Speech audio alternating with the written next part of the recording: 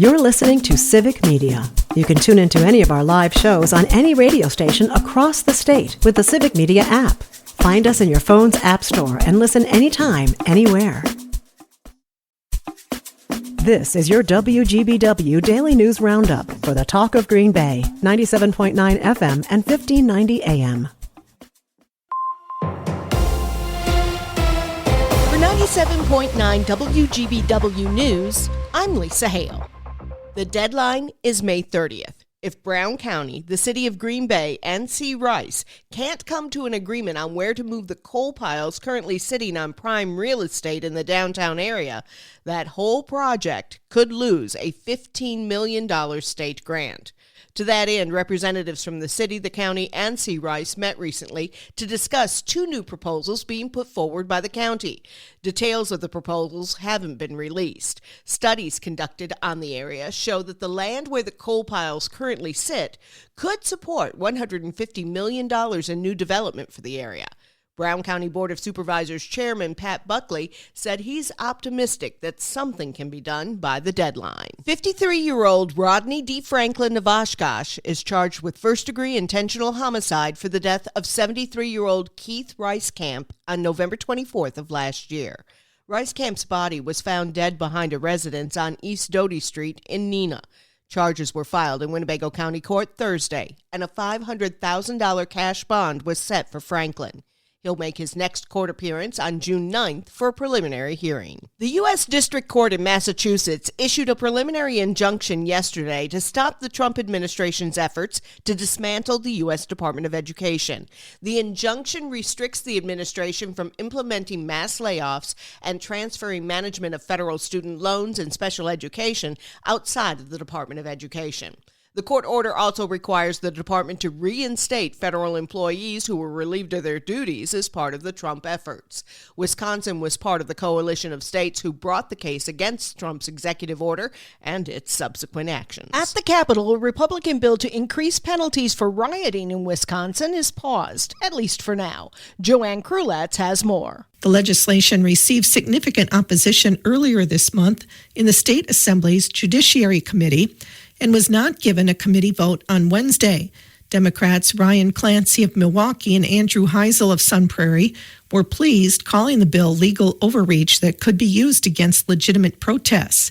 The bill's author, Two Rivers Republican Shay Sortwell, accused them of falsely claiming the bill was pulled from Wednesday's agenda when a vote hadn't officially been scheduled. Committee Chair Representative Ron Tussler told WisPolitics in a statement that the bill in its current form has constitutional common sense and enforcement issues and will not receive a vote until those are addressed.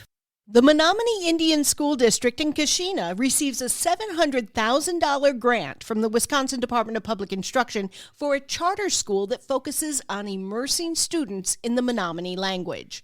The DPI announced nearly $10 million in federal subgrants to Wisconsin schools this week to support planning, opening, and the expansion of charter schools. Brown County Sheriff's officials took to Facebook once again to warn residents about the deputy scam.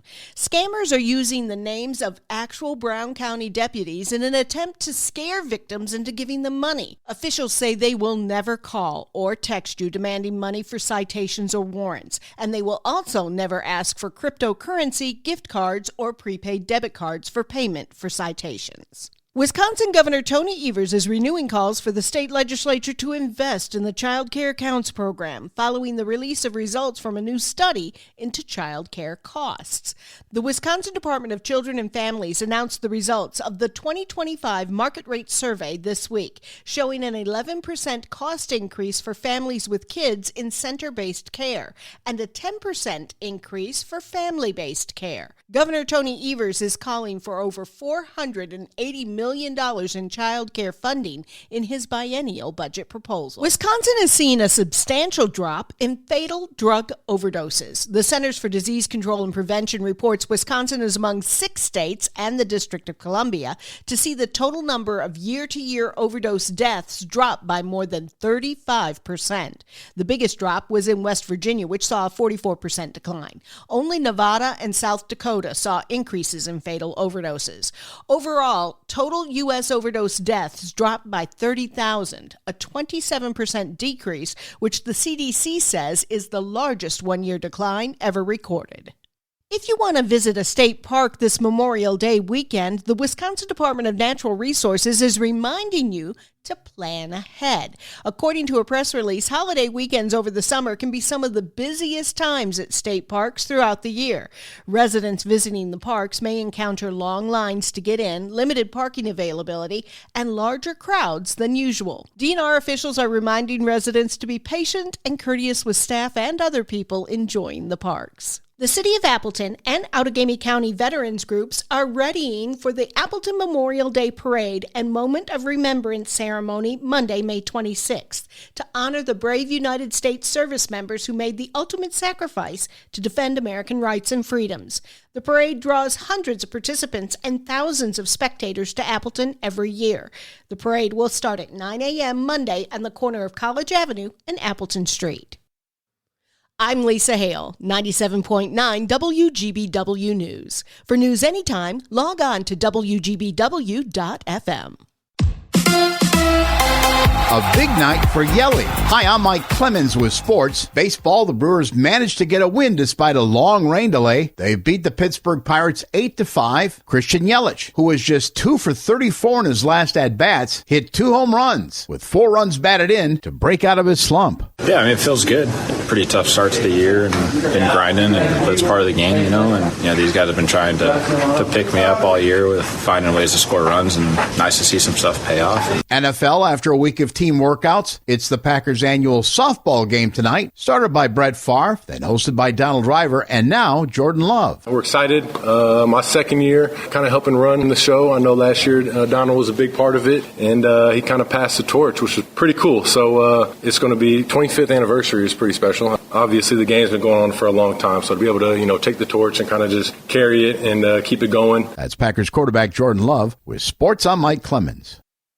On your entertainment beat, I'm Pete Schwaba. The summer box office kicks into high gear this weekend with 2 huge releases squaring off for your hard-earned money. Let's start with The Granddaddy, which is the final installment of the Mission Impossible franchise, at least for now. Mission Impossible: The Final Reckoning continues the story from 2 years ago, where we left with a train hanging off a cliff. The film is pulling about an 80% on Rotten Tomatoes because some critics apparently don't know how to party. Not to be outdone, the live-action version of Lilo and Stitch also opens this weekend and is also anticipating massive returns at the gate. In the film, which is pulling a 73% on Rotten Tomatoes, a fugitive alien helps a young Hawaiian girl heal her dysfunctional family. If you're looking for some good old-fashioned, cringeworthy adult comedy, check out the film Friendship, which goes into wider release this weekend. If you're in a small town, you might have to road trip for the laughs, but it might be worth it as it's pulling a 90% on RT. Let's go to the movies. Katy Perry has been in the news lately for various reasons. First, she went into space for about 31 seconds, and now the New York Post is reporting that her bra broke and popped open during one of her concerts. Before you run to the Google, you should know that she acted quickly and covered up. An assistant quickly ran out and saved the day, after which Perry said, "Sorry guys, you didn't pay that much." Tickets to a Katy Perry concert range from $50 to $500. Top or no top, I think they paid plenty. And finally, Perry will no longer be waking up in Vegas. She is out at Resorts World Hotel. The singer signed a contract that would pay her up to $900,000 a show, and the deal has been terminated after the hotel and casino actually lost money during the pop star's residency. This was after there was a bidding war for Perry's talents between World Resorts and Caesars Palace. The Perry residency lasted from 2021 to 2023. George Wendt passed away earlier this week. Most people know him as Norm from Cheers, where he spent 11 seasons and was the only cast member, including Ted Danson, to appear in all 275 episodes. In addition to Cheers, his credits include Fletch, Airplane 2, Outside Providence, and of course, Bob Swirsky, one of the Chicago superfans. Here are a couple fun facts about George Wendt. He got his start in Chicago at Second City, but his first job there was sweeping floors. He's actually the uncle to Ted Lasso himself, Jason Sudeikis. Here are some fun Norm lines to remember George Wendt by. What's shaking, Norm? All 4 cheeks and a couple of chins, Coach. Hey, what's happening, Norm? It's a dog-eat-dog world, Sammy, and I'm wearing milk-bone underwear.